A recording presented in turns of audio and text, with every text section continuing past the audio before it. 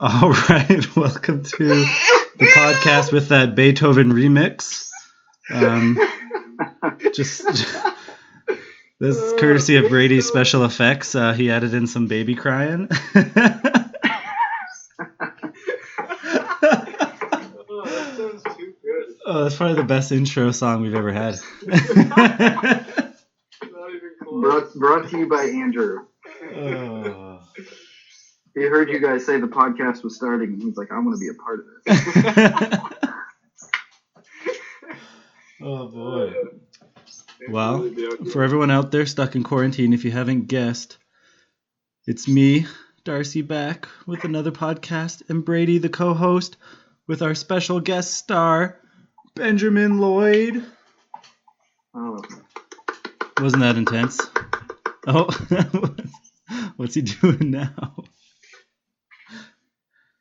Did he stop using that spoon to eat food off the floor? yeah, we're using this spoon now to push our little rubber Cleveland Indians baseball around the floor. So I don't know. I'm trying to figure out if he's going to be a hockey player. He likes to take a wooden spoon and like push the ball around on the floor. So Man, the MVP of the NHL season this year is going to be German, so he's got it in his blood. really, Yeah, wow. the more you know. Yeah, The well, more you know. it- What season? Okay. I was gonna say, was that after like 15 games or something?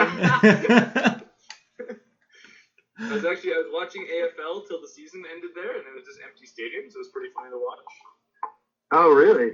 Yeah. Yeah, I think they made it through one round, 2 rounds maybe. Okay. One of the guys on base, he invited us all over. He's like, oh, because they were playing in empty stadiums, and the Eagles were playing. And so one of the guys in the sports ministry invited a bunch of us over, and he's like, oh, we're going to watch the game. He's like, we'll just get together at my house. And then that was the day that they canceled the season. And so the Eagles, I think, was the last official game of the season before they ended it. Wow. And it turns out the guy ended up having to work because he was helping somebody out with something that day. Ended up having to work later than he thought, and so none of us got to watch the last game. What? Yeah, it's just another sad quarantine story. Like, we were all pumped up. We're like, oh, sweet. Like, this is like one of the only sports still running in the world right now. And then he's like, oh, I'm not going to be back in time. And then we find out, oh, this is actually going to be the last game. And none of us are going to watch it. It's just the sad death Sad, of all sad sports. times. Now it's over. Can't play sports, can't watch sports. Oh, yeah. It's just a thing of the past. I mean, who needs sports? Yeah. I Yeah, mean, I mean, my new sport now is watching Andrew trying to figure out what kind of sport he's actually trying to play. As he uses kitchen utensils to, like, sometimes he pushes it around almost like he's trying to do hockey, and other times he takes it and just bashes the ball on top and just, like, smacks it as hard as he can. I'm not sure what sport that's going to be. okay, a little combination. Well, there you go. By the time he grows up, we might have sports again, so he'll be ready. Yeah. Yeah. 10 years from now. Train him well for the resurgence. Yeah. We're going to start our weightlifting program, so you're ready to go in a few years, buddy. Oh yeah, start at the home gym. That's the way to do it. Yeah. That's actually I had Right. one of my cousins was working at Sport Check, kind of right before they kind of closed everything down and just went to all online, and that's what the like thing that was being sold the most was weights, like home weights, whether it be like barbells and stuff and dumbbells and stuff. They were just like flying off the shelves because everyone knew all the gyms were closed. They're trying to get home workout equipment. Yeah. I bet. This would probably be a good time to have invested in some sort of workout equipment, or have stock in people that are producing kettlebells and Well, you just gotta wait like till this blows over. Then just all the online shops or whatever. It's just gonna be like everyone's selling off all their workout equipment. It'll be cheap. It'll flood the market. True. Everyone's trying to get rid of their dumbbells because they're like can go back to the gym now. That's actually the main reason I've gotten so chubby is just because like I wanted to buy weights, but like when I looked online, like they were just all bought. So I'm like, well, They were all bought. it's bought. That's the word, right? It's an English word. Yeah. It is now. It's a quarantine word. Sick, yeah. Oh. So how long have you been locked up for, Ben? Then is it been like a couple weeks? It's been it was 2 weeks on Thursday, so just over 2 weeks for us here. Dang. Not so bad. Yeah. You haven't been probably not as long as most of you guys. Yeah, it's been a while here, I think. Yeah, we're going on a year now. Wow. It all just fades into a blur at this point. I'm like, I don't know how long it's been. Just like forget everything. The only thing I remember is that one day the gym was open, the next day the gym was closed. Wow, that's your timeline? Yeah. Oh my goodness. Pre-gym, post-gym. Yeah. That's how I keep track of the days. I found that it was a little harder for me because I wasn't going to the gym. And so nothing really changed for me. My main source of weightlifting is my child. And he continues to get heavier. So it's actually really good for me because the more he eats in quarantine, then the bigger I get. Like, it's just like, wow, new 1 rep max today. He had a huge dinner and hasn't pooped his pants yet. So Wow. This is good. You never plateau if you have a child. I like that. Yeah, exactly. Dang. That's hilarious. Oh, so, Ben, it was actually like this day 4 years ago that we all said goodbye. So maybe you could just catch everybody up. This is a good time for reminiscence. So maybe just let us know what you've been doing since then. Have you just done the exact same thing for the last 4 years, or what's been going on for you there? Wow, really? That's a long time ago. Yeah. My goodness. Let's see. A lot has changed. Basically, everything has changed in my life in the last 4 years. I got married 2.5 years ago now, I think it was, to Deborah. So we've been married 2.5 years. Andrew is now almost 11 months old. He'll be 11 months old next week, I think. Nice. Congrats, buddy. So, yeah, some pretty major life changes. I'm leading the sports ministry now, which I wasn't 4 years ago. Tyler and I actually co-lead the sports ministry together, and that's been like 3 years now, I think. Cool. So, yeah, it's been pretty crazy times the last 4 years. A lot going on. I did the School of Worship. That was right before I got married. Yeah, that's probably the main highlights. Yeah. Nice. How have you found like leading sports ministry though? Has that been like pretty good? Yeah, it's been good. We saw, at one point I think we were up to like 17 staff members. Oh wow. Maybe a year or so ago. Yeah, we were quite large. Yeah, like growing we've had pretty a few big. people lead staff. I think we're around like 12 people right now. So yeah, it's been really good. We've had a lot more consistency in the ministry and a lot more people around. And we've been running a soccer clinic twice a year that's steadily grown. I think the first one actually was it must have been right after I staffed your guys' DTS. Or maybe while we were on DTS, actually. I don't remember. Because we had one that we trialed and nobody showed up. And then we ran. That must have been right around the time I staffed your guys' DTS. Like, it was our first ever attempt. Didn't go too well. It must have been like a year or so later. We had been in partnership with mega cities and some different churches south of the river on evangelism, and they were doing like some community surveys, and a lot of people had responded saying they would love some sort of sports program. And so with the local church, we started a soccer clinic that we wanted to run twice a year during the school holidays. And the first one, nobody had ever heard of us before. They had like something like 8 or 10 kids, a couple, from the churches that were involved. And some random kids that they pulled off the sidewalk when no one showed up the first day. But we've run it this would have been our 4th year, actually. I think we would have just run it maybe this coming week. It would have been in the next week or so. It's been canceled this year because of everything that's happening. But last year's camp, we had 83 kids over the course of the 3 days.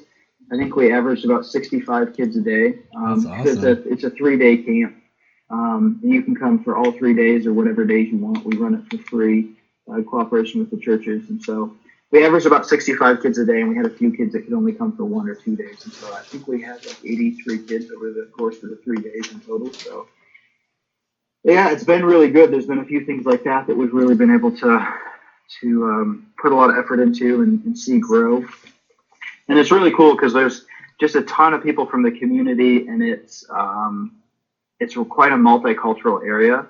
We usually have something like 6 or 8 different countries represented. Last year we had a bunch of Japanese people. There was a Japanese lady who started attending one of the churches, and she brought her kids, and then the next time that we ran it, she told all of her friends, and we had like a whole bunch of Japanese people that came.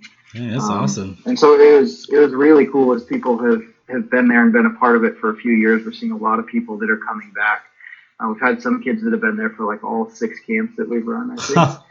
Just growing through the program. So, that's awesome. It's been really good. Dang, that's sweet. That's like sweet to kind of see it, go from nothing to eventually kind of getting established and got your own kind of soccer camp going. We can like keep seeing the same kids and like develop those skills. Mm-hmm. Yeah, it's been really, really good. It's been great for the community. We have so many people who are just excited. I think to have something that's so community oriented and have a number of different people involved. And I know we've had a number of the parents that are like, most soccer camps, you spend $200 or $300 to send your kid, and they hate it the first day, and then they don't want to go the rest of the week. And, I was like, oh wow, that's crazy. But I know a lot of the parents have said, like, I had one mom who was like, our kids, like, they wake up every day, like, begging to come to soccer camp, or, if we've got something else on and can't come the full 3 days, like, the kids are pretty disappointed. Oh. So, yeah, we've had really, really good feedback. And, like I said, it's very, very multicultural. We've had a number of, like, Middle Eastern families, like a lot of Japanese kids last year. But I think it's generally been somewhere around 6 or 8 different nations representative.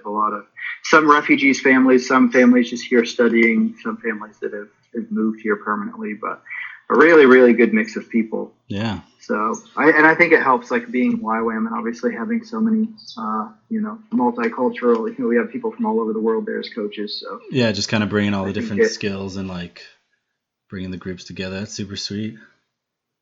Yeah. It'll be so fun. Good little soccer. So yeah, you guys, if you want to come back when this is all over, I'm sure we could use a few Canadian. Tyler's still here, so we do have one Canadian coach, but there's always room for more Canadian soccer coaches. Well, if they ever open the borders again, if they ever let us out, then we can try and come back. Darcy the optimist over here. Okay, so Ben, like, when you've been doing that, like, have you also been staffing sports DTSs as well, or you've just been kind of like mostly focused on the sports ministry for the past bit? Yeah, the past 4 years mainly been focused on the ministry. I have not staffed any more sports DTSs. You guys have been my one and only so far. True. You just With that being said, I think it was the year after you guys, maybe 2016, I think. I know Jason was pretty short on staff, so I did a few one-on-ones, and then I played basketball.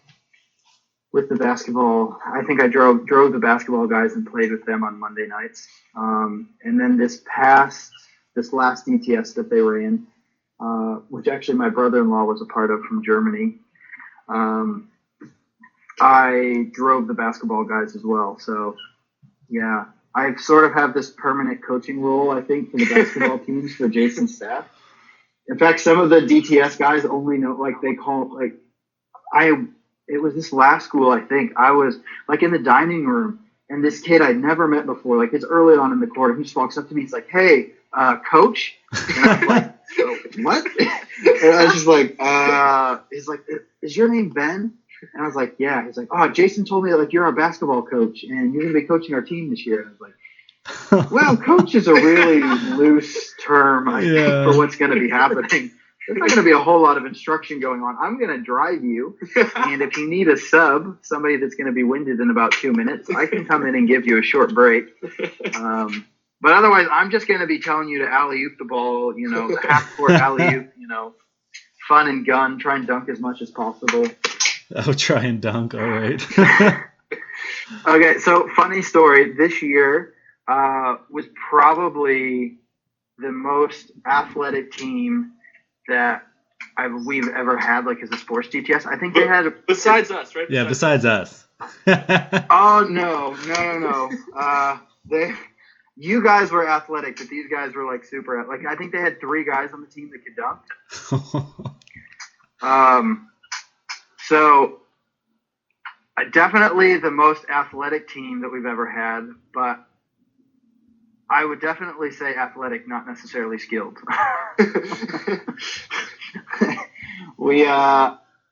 I don't know if we won a single game, actually.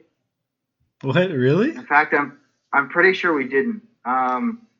Basically, our warm-ups consisted of everybody trying to dunk as much as possible for those that could. And it was somewhere between, like, failed alley-oop attempts and half-court three-pointers. And it was... let's just say probably the least strategic basketball I've ever played in my entire life. When you've got 3 guys on the team that can dunk and we, are losing by 15 points to a team of, like 70-year-olds. Oh, boy. There was many times where I thought about your group because we had quite a solid team where we might not have had a team of people that could dunk, but we knew how to play basketball. You guys definitely had the basketball smarts for sure. I would say that you guys were probably the smartest, like basketball smarts. Like honestly, you guys had the best teamwork and the most basketball smarts I think of any team that I've been a part of that they've had come through the DTS. And it was funny. I had something going on, and Tyler went to the first game. And we came back, and he's like, yeah, we got beat by 20 points by a team that had no business being on the court with us. He's like, they've got 3 guys that can dunk, and nobody knows how to play basketball. Oh, rough. It was good. It was funny. A really great group of guys. And like I said, super, super athletic. But we definitely struggled as a team to pull it together. Gotta have that, a few times. That team component. Like I remember basketball. That was so much fun. Like, I remember when we all played in Zimbabwe. Oh, that was the best. Because remember, we were playing for fun, and then we're like, okay, let's put on the all-star team, and then we just started wrecking them. After we were just getting, like, wrecked before, because we're like, okay, we'll just sub on whoever. Yeah, we'll put on Shane. And they're just, like, wrecking us, and we're like, all right, here we go. Like, so fun. Yeah. We definitely tested out a few lineups that didn't work so much. But, man, remember the court, like the potholes and oh, yeah. I was so terrified somebody was going to break their leg just like running down the court. Yeah, it was just like a landmine. Ready for your training to come into effect. So if you're like just a coach at base, then do you just kind of like play it like in the movies, like you kind of like standoffish and like whoever brings you their dessert like gets more playing time and like you make everyone work really hard? Yeah, definitely. I actually have really transitioned into that role. Like I essentially part of the dress code for me every day is a whistle. So I wear a whistle to base every day. I blow it a lot at random people and just point at them. And I'm like, I'm not seeing enough effort out of you. Drop and give me 5 push-ups. Dang, that's good. Run that's some good motivation. Sprints. You're not working hard enough. Do you do that during worship if someone's not singing loud enough? Oh yeah, definitely. You see people all around you. Just their arms can be raised a lot higher for a significantly longer amount of time. I'm like, really? 5 seconds? Okay. Why don't you do a few push-ups and get warmed up, and we'll try and jump back in and join us in worship again? Like only one arm raised. All right, we got to strengthen that other arm. Yeah, it's really worship is an assessment tool for sports ministry to see where we really need to focus in on in our staff workouts. Yeah. See where people are lagging, falling behind in their fitness. Like, really? Halfway through the first song and you're on your knees? You can't even get up? All right. Looks like we'll be doing a few more squats this afternoon. So does that mean, being head of sports ministry, do you still do the morning workouts? Or is that below you now? That is no, as a ministry, we do usually, well, it had been Monday afternoons, like right before dinner. So 4:30 to 5:15 is usually when we would hold staff fitness. We did have a few of our staff members that helped run morning fitness for the DTSs, or for one of the DTSs this past quarter. But we as a ministry don't usually do morning workout. It's harder to get people motivated in the morning when they're not on DTS. When you can't make them. Yeah. True. It's not mandatory to get up at whatever 6 a.m. Yes, it's a bit more difficult. But I think at this point, everyone would be really happy if we could just be outdoors doing anything. So even if it was at 6 a.m. This is true. Yeah, no morning workouts for us. Well, with you guys, like there, how does it work? Is it you're allowed to go outside to like get groceries and stuff, and can still go like for walks and whatnot, or what's the level of lockdown? Yeah, you still go to the grocery store for essentials. I don't know what they qualify as essential because I go to the grocery store like 3 times a week to get out of the house. Oh, sorry, I'm out of Doritos. It's essential. I need these. Yeah, you like grab a bag. The cashier's like, "Excuse me, sir, are those essential?" I'm gonna have to ask you to leave. Yeah, you can still go to the grocery store.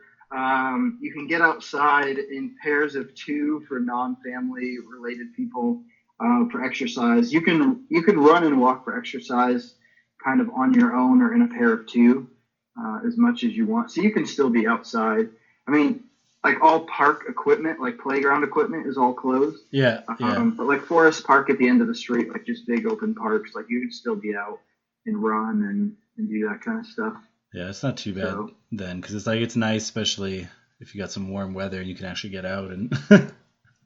Yeah, it was 38 degrees here yesterday. Oh, all right. So we're still having some warm weather. Thankfully today, I think the high is 20, 25, 26, something like that. But yeah, it's still warm enough here. It's pretty good to get out. Yeah. They haven't officially closed the beaches here. So I haven't been to the beach. I guess technically you can still go to the beach. You just need to maintain your social distancing. Yeah, stay at a nice, safe distance. So, well, yeah, because you don't want the sharks to get corona. Then, yeah. It's true. Yeah, the only thing about here that sucks is just it's been like cold and snow and can't even like really go outside. Because usually here it's like, right, there's all the indoor things that you can do, right? But with everything being closed, you're forced to only being able to go outside. But when it's like, -10, you're like, well, I'm just going to stay inside. Yeah. Yeah, that would be nice. 38 though, that's pretty hot. Yeah, fair enough. We're pretty blessed that we've got good weather here still. I've been praying for it to cool down. Yeah, probably in the next month or so. Dang. But yeah, Ben, you're saying you did the school of worship in there. Yeah. How was that? That's like, I didn't know you were a worship leader, but maybe you could kind of give us a little bit what that was like. Yeah. I think I led worship for our team in Malawi, didn't I? Yeah, you did. Actually, that's right. How did I forget that? Yeah, I did. I had never, outside of small DPS teams, I had never done much worship leading. I was part of our church band before I came to Perth. But yeah, I think it was actually right after your guys' school during intercession one day, I felt like God was speaking about doing school of worship. and being a part of the worship team here. So, yeah, it was really good. It was like a year later, I think, that I did it. So I think it was a year after your guys' school, because I did the school in April, and then I got married in August. So it was pretty crazy times. Somebody's a bit unhappy. Yeah, almost. No, the school was really good. And we went to the Philippines on outreach. So I was on outreach for the first 6 weeks, and then I came back because it was a couple weeks before my wedding. So I came back just in time to get married. But it was really good. I think we had like 10 people as part of the school. Yeah, just really learned a lot about God's purposes in worship, and yeah, kind of gave me a bit of motivation then to join the worship team after that, which I've been thinking about doing for a while, but it's like super cool. Finally did at the end of that. So yeah, I've been a part of the worship team for the last couple of years now. Nice. Just rocking it out. Dang. And so what do you... yeah. Oh. And like doing that, for those of us who maybe like don't engage as much in worship and stuff like that, would you have any tips or anything you learned there that would be like helpful for people? Absolutely. Love Jesus. That's the most important thing you can do. Well, you heard it here first. Love Jesus. Yeah. Well, and it was really good because the School of Worship it's not like specifically actually geared towards musicians, or I guess it wasn't when I did it. So I think a lot of people come in with this expectation of like, I'm here to become a worship leader. But the focus of the school was more just about how God's called us all to worship. And so there were aspects of it that involved worship leading, which I think was part of the reason God spoke for me to do it, because I was really challenged, like just in my understanding of worship, and what it means to be a worship leader, not just a person at the front, playing guitar or whatever. Because I was challenged in my skills of like learning to do that, because I needed to do that as part of the school. But yeah, just this understanding of God's call to everyone to worship and to engage as part of your relationship, and God really wants to meet people in a place of worship. And so just really making that a priority. That you don't have to be the person on the front of the stage to be someone who's a leader in worship, just somebody who's actively engaging with God. So nice, that's super good. So for all of those worship leaders in training, there you go. Good advice. Don't gotta be on the front. Just killing it on the guitar in the back. So what do you think, what's the biggest change you've noticed with having a kid now? The biggest change is I haven't slept in 10 months. Probably. That's almost 11 months now. Yeah, definitely. Oh, definitely boy. The biggest change. Yes, there's a certain lack of sleep that comes, but there's also a new level of grace from God. So discovering new things. Yeah. You lose sleep, but you somehow manage to in grace and understanding and still function. So. Dang, that's crazy. Just having a kid, it's just like such a life changer. Yes, definitely. Goodbye to all your many sleep. Aspects. Sleep is one of the big ones, but it's so much fun. Absolutely love it. Dang, that's awesome. You said you had to go by 9, right? Yeah, I probably need to go in about the next 2 or 3 minutes. It's time for shout outs. You gotta lay us with some shout outs to it could be whoever, it could be specific, could be general. We usually get every one of our guests to do some shout outs at the end, and then we kind of judge you based on who you shout out. Wow. Okay. So we want to see who you love the most. And then how ballsy you are. Like, are you gonna say like, oh, shout out to everyone? Are you gonna get specific? Let's start specific. I would say shout out to Darcy and Brady for having me on the podcast. I'm truly honored to be a part of this. That it's been running for how long now, and I finally got my chance. So shout out to you guys. Appreciate it. Thanks for making the call. Oh, that's good. Okay, yeah, no problem. Been great chatting with you guys.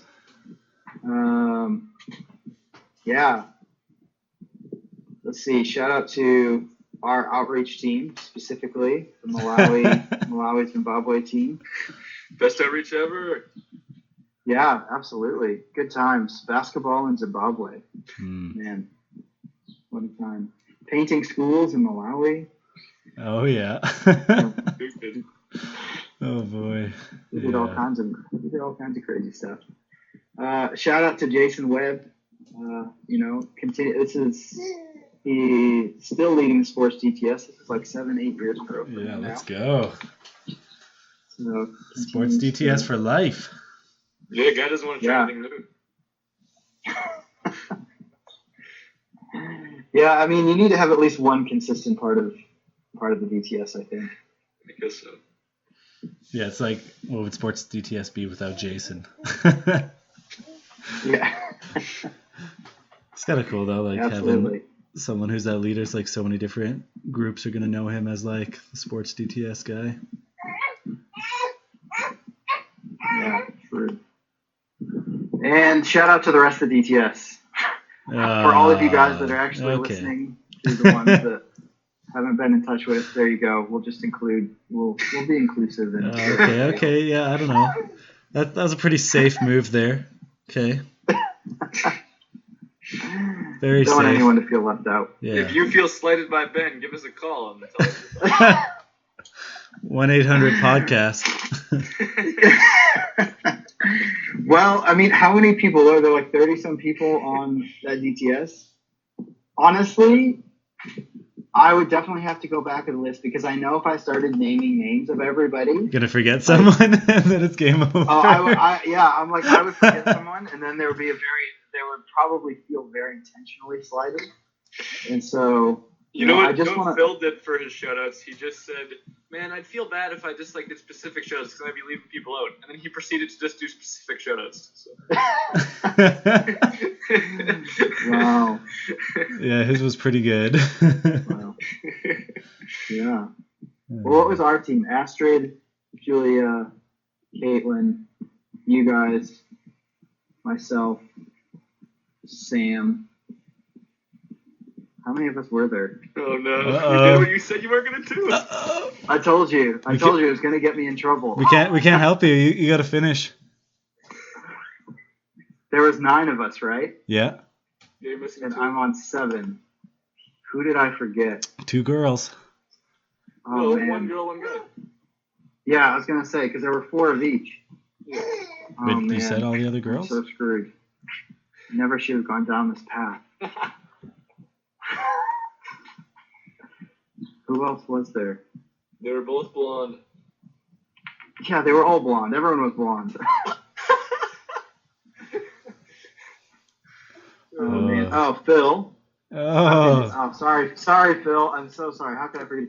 Okay, funny story. I was in Berlin last year at the same time as Phil. Oh, what? And I saw he posted. Yeah, he posted on Facebook about. I saw something he posted about being in Berlin, and I recognized the place that he was at, and I messaged him straight away. I was like, "Hey," I'm in Berlin. Where are you? And he'd actually, I think, just left that day. He'd been there like the week before. Oh, we were there so visiting rough. my wife's family, and I was like, "Oh, how funny would that have been to running into Phil in the streets of Berlin?" That'd be crazy. Oh man, I'm still missing one person. Astrid, Julia, Caitlin. Oh my gosh. It's alright. No, yeah. Yeah, just take your time. It's all right. I'm so sorry, whoever you are, unknown person from my. Oh my gosh. Okay. Can you help me out with this one? Who am all I right. forgetting? She's also Canadian. She's also blonde. She recently got married. What? She recently. Lorraine. Oh my god. Yeah, Lorraine. Yeah. Lorraine, sorry, I apologize. But hey, fingers crossed. You don't know if she'll listen to it or not. But apparently Nathan's a fan, and so he'll probably listen to it, and he might tell her. Oh yeah! Shout out to the staff members: T. Roy, the one and only Nathan, Lucas. Man, I haven't talked to that guy in forever. Nathan, I should get a hold of you. I'm so sorry. I haven't talked to you in forever. Hopefully, I'll see you at T. Roy's wedding though. I'm gonna pray that we've been praying that happens in August. Oh yeah. P.S. Guys, if T. Roy's able to get married in August in Vancouver, I'm gonna be in Vancouver.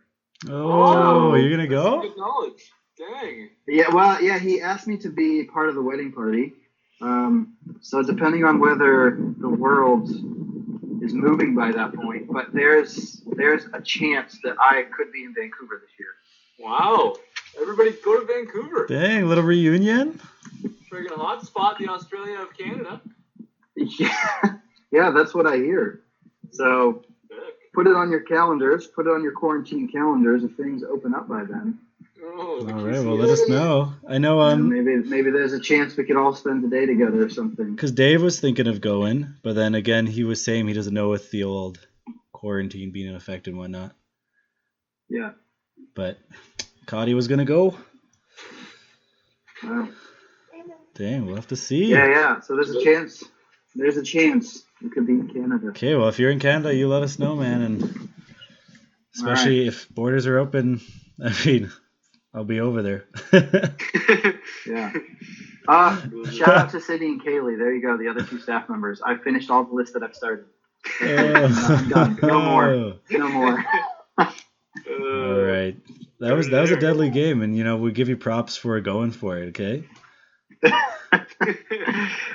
Oh man. That's like what Ben. He was never afraid to hurt feelings. That's for a day I went where I didn't cry because of Ben at night, but yeah, I still respect him a lot. I think that's one of the most powerful parts of discipleship. You can't just make people cry.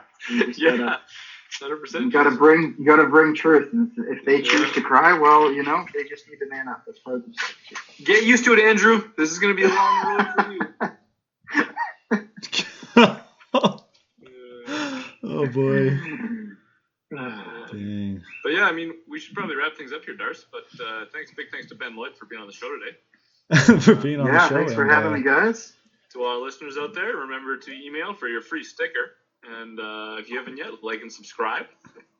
Hit that notification bell so you never miss a fresh podcast.